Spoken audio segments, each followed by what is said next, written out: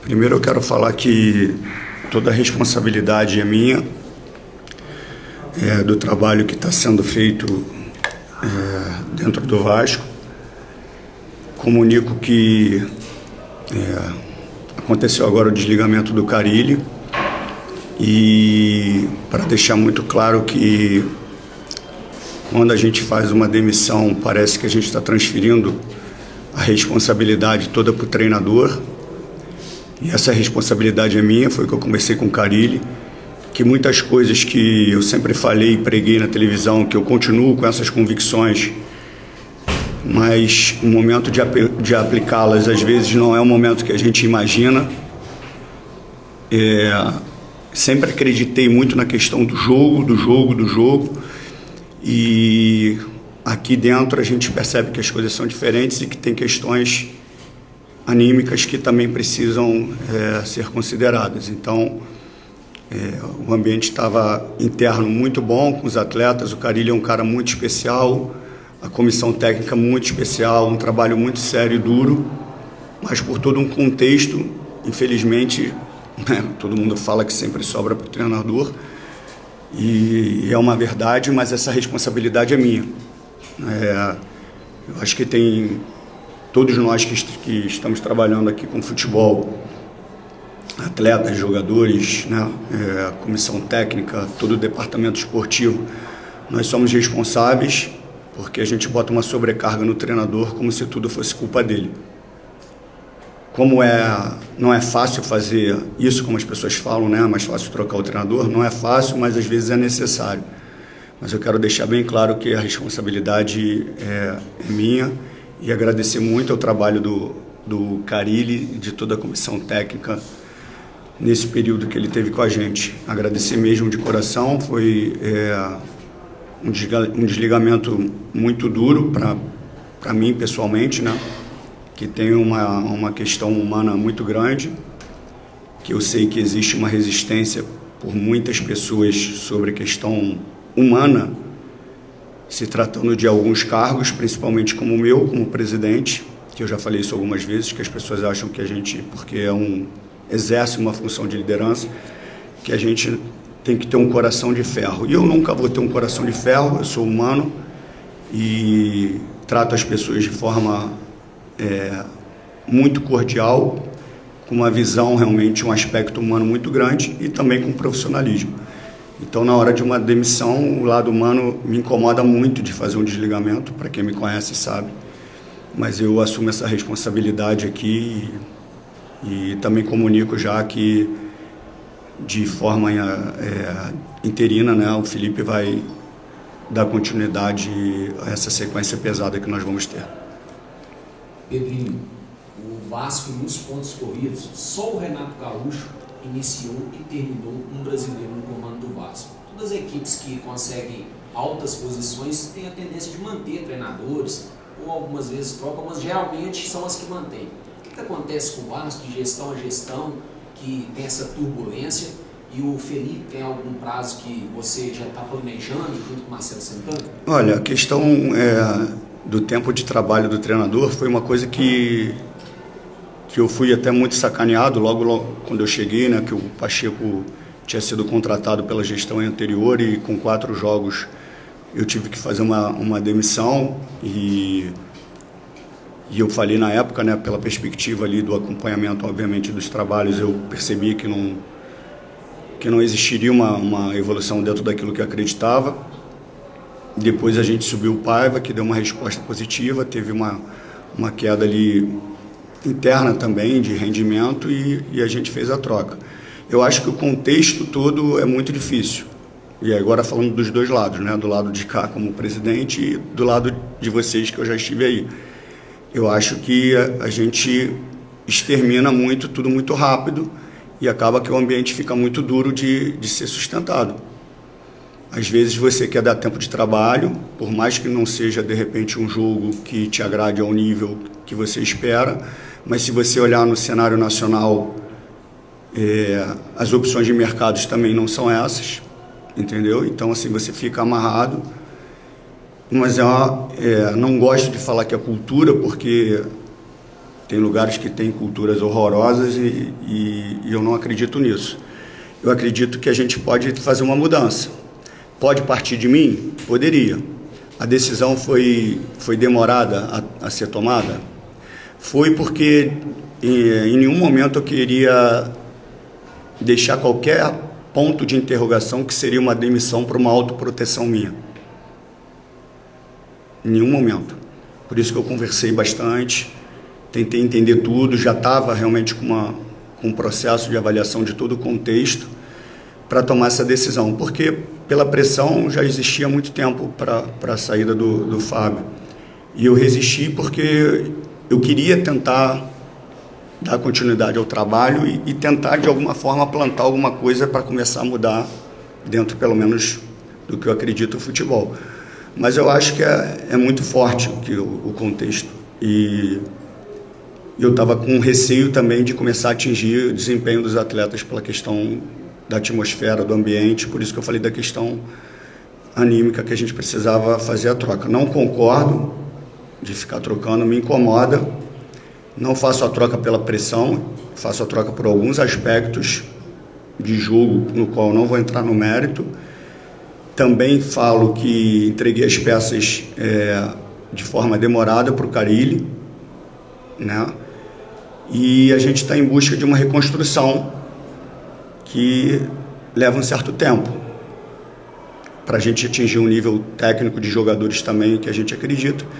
Mas como eu falei, e desculpa até me estender nessa resposta, eu falei vindo para cá e vou repetir, falar depois de uma derrota isso é muito ruim, mas é mais um momento para eu deixar claro que eu não faço nada como autoproteção. Quando eu falei que o Vasco estava entre os 8, a minha frase completa foi que o Vasco está entre os 8 melhores elencos, eu quis dizer de time dos 11. O que faria o Vasco brigar em cima e embaixo seria o desempenho. Essa foi a minha frase. E se você pegar jogador por jogador, dá para fazer a avaliação que eu falei. Eu não falei nenhuma loucura. Porque avaliar depois de uma derrota, é óbvio que você vai botar o valor do jogador para baixo. Então, assim, a gente tem jogadores ali que se a gente conseguir desempenhar bem, a gente vai brigar lá em cima. O Fortaleza, individualmente, não tinha um time melhor que a gente e desempenha melhor do que a gente.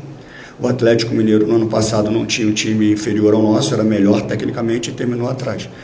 Então, eu acredito que o desempenho possa potencializar o jogo do nosso time. Pedrinho, boa noite. Duda Dal Ponte do Grupo Globo. Queria te perguntar como foi agora ali essa conversa com o Carille, também no vestiário, não sei se você chegou a entrar a conversar com os jogadores, porque na vitória contra o Porto Cabede a gente viu que os jogadores apoiaram o Carille, né? A pressão começou contra o Corinthians, ou se intensificou contra o Corinthians, e aí depois, na vitória, os jogadores foram lá, abraçaram ele no gol e tal, então parecia que internamente os jogadores apoiavam a continuidade do treinador. Eu queria saber como é que foi essa... Não, é uma decisão administrativa da gestão, é uma decisão muito difícil porque, como eu te falei, o ambiente lá dentro é muito agradável, mas a gente precisava mexer, porque eu comecei a sentir que a gente vai ter uma sequência que é ruim para quem assume também, Felipe de forma temporária, o outro treinador, porque não vai dar tempo para treinar. A gente joga quinta-feira em Ponta Grossa, depois joga em Brasília, depois viaja para Venezuela, volta para jogar em Salvador, depois vai para a Argentina. Então, assim, não vai ter tempo para treinar. E aí é um ponto de interrogação também para quem fala sobre futebol e para a própria torcida. O que vai ser exigido do próximo treinador?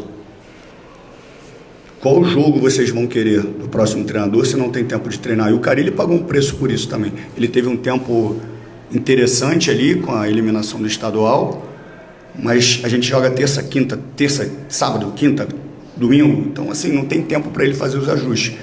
Por isso que eu não posso ser injusto e botar toda a responsabilidade nele e assumo toda a culpa que eu tenho nesse processo. A conversa, vou falar agora no hotel, que a gente volta para jantar rapidinho, e aí eu comunico para os atletas. Mas foi sempre muito difícil a minha conversa com demissão, que não foi a primeira, já tiveram algumas, não só de treinadores, é sempre muito delicado, né? Pedrinho, João Barreto aqui da Gazeta TV. Queria que você Em cima disso que você falou, um novo técnico vai ter que pegar o trabalho durante, mas eu imagino que você já tem algum perfil ou algo que faz sentido para conseguir fazer exatamente para que esse time renda, já que é um time que tem peças fortes.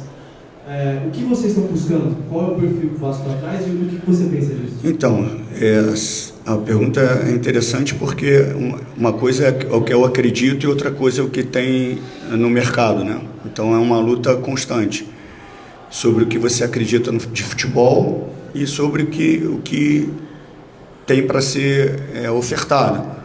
E existe uma escassez e uma cobrança muito forte por todos os lados. Então, assim, muitos treinadores, de repente, que tentam um jogo ou gostaria de ter um jogo mais agressivo, mais ofensivo, tem um certo receio e acaba tendo um jogo mais cauteloso e aí acaba indo para um jogo que não agrada tanto o torcedor e as coisas não fluem. Mas a intenção minha, particularmente, é sempre ter um controle mais do jogo, ter sempre mais a sensação que a gente está mais próximo de fazer o gol do que de levar, de marcar muito forte sempre, com pressão. Esse é o que eu desejo. Agora, daí a gente conseguir isso é uma outra questão. Presidente Eduardo Canelas, canal A Hora do Vasco. Você falou sobre a questão de entregar as peças tardiamente para o Fábio Carilli. Mas a pergunta que eu quero te fazer é a seguinte: as peças que chegaram até agora, alguns, vou tirar um desse balaio, estão tendo dificuldade de emplacar. O senhor teve também a janela do meio do ano passado e também a de janeiro desse ano para melhorar a defesa, que segue sendo fruto de muitas críticas. Até o Berretti já fez uma citação, claro que citou também pelo Dudu. Existe uma consciência ou já um debate, uma conversa, que a janela de correção vai ser uma janela de muita dificuldade para vocês, vai ser uma janela complicada? Existe essa responsabilidade batendo que vai ter essa necessidade? Obrigado. Você me permite discordar de 2 pontos? Eu acho que nós melhoramos a questão individual do setor defensivo, porque quando a gente toma gol, a gente sempre pega os 2 jogadores que jogam no centro da zaga. Quando eu não consegui trazer o Maurício Lemos no ano passado, todo mundo bateu muito porque eu não consegui trazer, e quando a gente traz, ele não servia mais. O Lucas Freitas é um jogador que tem um potencial e tem um desenvolvimento importante.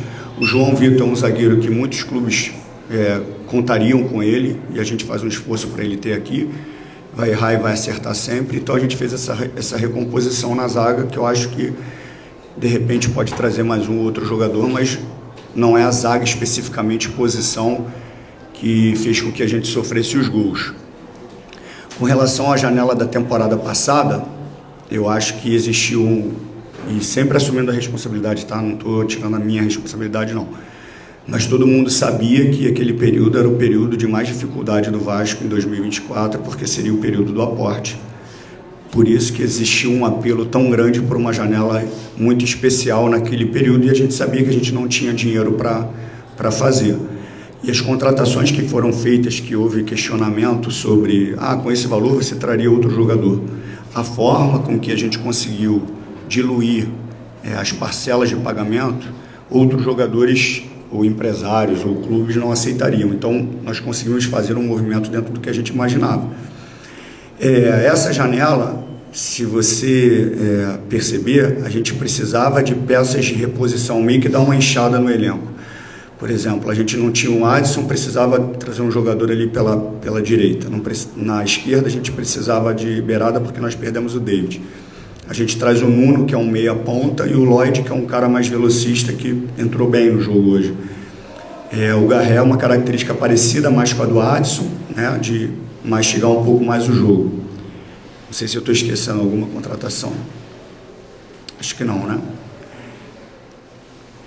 De frente não.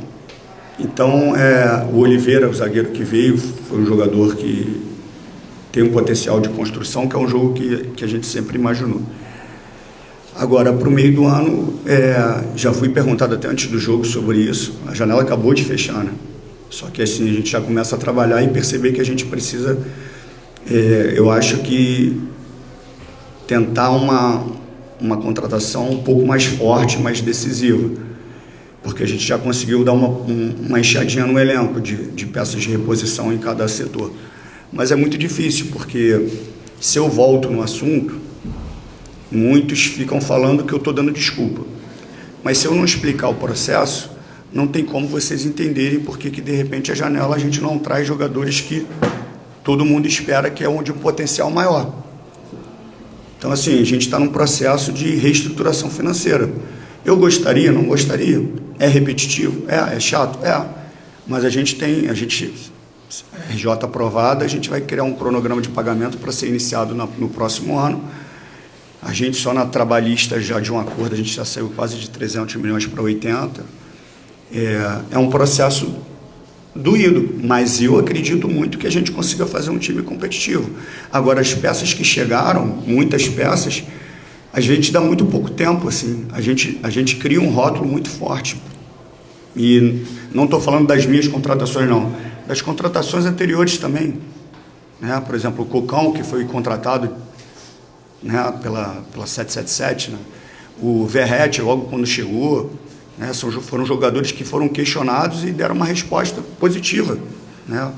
Então, assim, eu acredito que os comentários que existem sobre as contratações é como se a gente não tivesse uma análise de mercado, como se a gente não tivesse uma análise de desempenho, um processo completamente que não seja profissional. O Vasco é uma empresa, mesmo não tendo um investidor ainda, é uma empresa. Então, o processo ali ele é todo criterioso. Então, quando a gente contrata o Lloyd, não é uma contratação, achamos o Lloyd interessante por causa... Não, a gente viu os jogos, a gente pesquisou, a gente perguntou, e palavras de jogadores que foram gênios da bola, que jogaram contra o Lloyd, sendo treinadores ou não. Então, assim, é um jogador que a gente que de repente demora um pouquinho mais a se adaptar do que o Nuno. Eu só acho que o pré-julgamento é muito duro, assim, e a gente tem que entender a realidade. Eu falei isso uma vez para vocês e vou repetir. Vocês já imaginaram se eu tivesse trazido o Bruno Guimarães do Audax apresentando no Vasco? O que a torcida, o que vocês falariam para mim assim? Pô, jogador do Audax?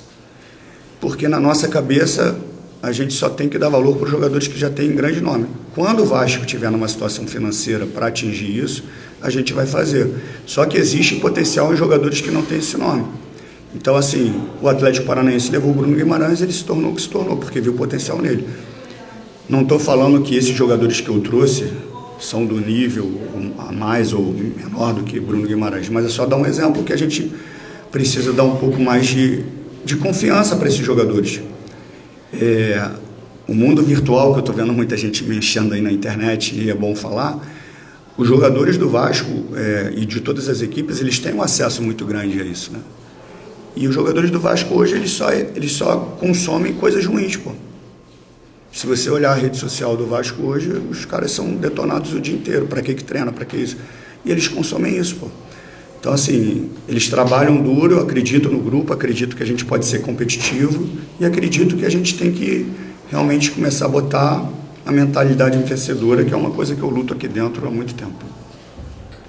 Pedrinho, Sérgio do podcast Cosmopolitano, eu vou pegar dois trechos da sua fala, uma do calendário, e a pergunta seria, você tem a intenção de repente segurar o Felipe até a parada do Mundial? E a outra com relação ao estilo de jogo que você falou, que tem a bola, sofrendo. Seria o Diniz a sua intenção, que você já elogiou bastante o Diniz quando... Eu não vou falar o nome de treinador, até porque a gente não sabe o que vai acontecer. E o Felipe, mais uma vez, eu agradeço a ele, que é uma decisão muito difícil também para ele, porque ele sempre tem uma relação muito amigável com todos os treinadores que passam aqui, e ele não interfere nessa decisão que eu tomo, ele não interfere, e mais uma vez ele aceita. Eu comuniquei depois, né? Eu falei para ele, cara, demiti o Carille, quero saber se você pode assumir, se você não puder assumir, eu vou botar outro membro da comissão técnica. E ele prontamente, não vou assumir, não tem problema. Então é ver o dia a dia, ver o trabalho, ele não vai ter tempo também para isso, né? A gente tentou um movimento por uma questão, como eu falei, do que a gente acredita que esse time pode dar mais um pouco, e também pela questão anímica. A última, Pedro da Band, Você falou a respeito de inchar um pouco o elenco, mas ao mesmo tempo que você consegue trazer mais jogadores, muitos se machucam também. Estava confirmando aqui, são vários jogadores importantes que estão lesionados. Dentro disso, a gente tem 3 competições pela frente. O brasileiro ainda está no começo, está um ponto na zona, mas também está 7 do líder, então está tudo organizado. O Vasco pensa em priorizar alguma competição, vai tentar ir com tudo, em todas. Qual que é esse planejamento? Até pelo calendário também, que é bem apertado, o próximo técnico, como você disse, vai ter muito tempo para treinar. Isso é bom falar também, porque, e é bom deixar claro, porque eu sou muito cobrado, porque as pessoas falam que eu não falo muito. Eu até perguntei para o Vinícius, e o Vinícius fez uma pesquisa, não sei se é verdadeira, mas ele falou que eu sou o cara que eu mais falo. Então, só para deixar claro que, assim, eu falo, só que como o assunto do Vasco é um assunto delicado sobre a questão da 777, toda vez que eu falo, pode vir esse assunto à tona e eu trago de novo para dentro de São Januário esse assunto desgastante. Não, foi bom tu perguntar, porque eu ouvi dizer quando o Carille pulpou contra o Corinthians que a gente estava priorizando. A minha frase lá atrás vai ser a mesma de agora: não priorizo competição. Eu não interfiro, que fique claro, né? Porque as pessoas me cobram escalação, esquema tático. Eu não faço isso, tá? Eu não escalo o time. Pedrinho, tá jogando assado. Não adianta me cobrar, porque eu não faço isso. Eu não mando poupar jogador, eu não faço nada. A única coisa que eu falo é que o Vasco não vai priorizar, que tem que ir para campo os melhores e os que estão em condições. Ponto. Se vai ser os 11 ou vai ser um, eu não interfiro nisso. Então o Vasco vai sempre jogar para ganhar todos os jogos das competições. Eu não vou priorizar nenhuma competição, até porque a gente mata-mata é uma característica e Campeonato Brasileiro é muito traiçoeiro. Então a gente tem que competir com o melhor que a gente tem. Com relação aos jogadores, a gente tem o retorno do, se Deus quiser, do David no meio do ano, do Adson, então a gente já enche um pouquinho mais, com mais opções, e aí a gente tem que ser pontual em algumas posições, que eu não uso acho que não é nem correção, mas muito mais ajuste. Entendeu? Acho que a gente precisa, assim, de algumas posições que eu não vou citar, porque para o jogador não entender mas ser mais direto ali em algumas posições que a gente tem carência. Obrigado. Tá? Obrigado.